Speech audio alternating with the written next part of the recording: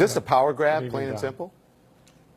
Certainly. And we had lots of people voting for us, voting in the last election, November 6th. And we won. We won fair and square. We won on the issues. We won fully knowing what I'm about and what Scott Walker is about. Mm-hmm. And I see this as essentially the Republican majority trying to repudiate and turn back the clock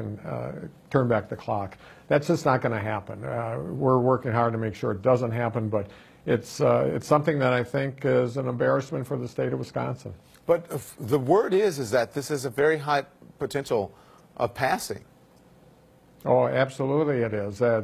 They apparently they've been working on this for months, so apparently they must have thought Scott Walker was going to lose because clearly, if Scott Walker would have won, we wouldn't be talking tonight about it. Do you have any recourse if it does pass?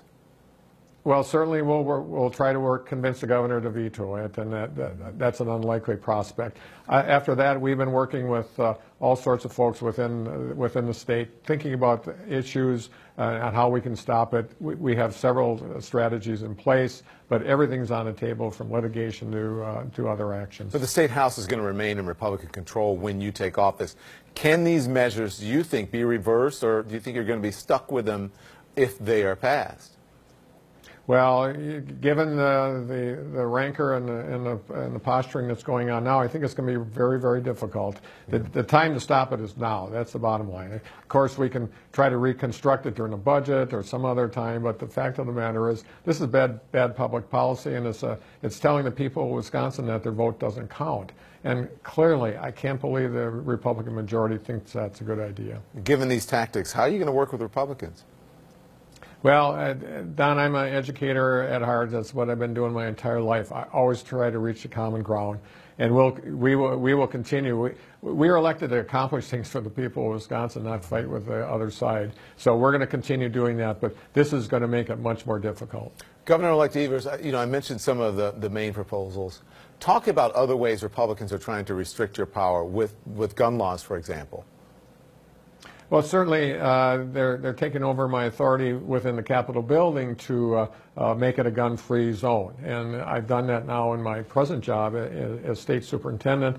And the legislature, with this proposal, will have that final authority, and the governor would not. So the entire thing is, frankly, a hot mess. And whether it's the issues that you talked about, there's 141 pages of bad stuff in there.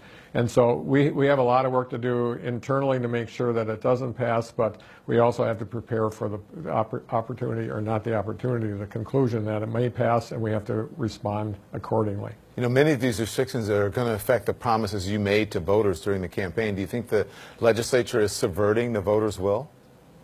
Well, especially if you talk about the issue of pre-existing conditions and getting out of the Affordable Care Act lawsuit, both the Attorney General and I ran on those issues. I said it 15 times every single day, so there's no surprise that that was the intent, to make sure that we have those protections for pre-existing conditions, and making sure that we don't be hypocritical and be at the same time trying to get rid of the Affordable Care Act. So everybody knew that's what we're going to do, and clearly that is one of the things that they want to stop us from doing. I mentioned the loud protests. There were loud protests today demonstrating on your behalf.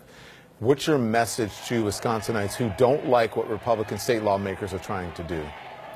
They have to speak up now, and this isn't just Democrats and folks that voted for me. These are people that respect Wisconsin's democracy, and they need to make sure that they connect with their legislators, and especially the legislative leaders.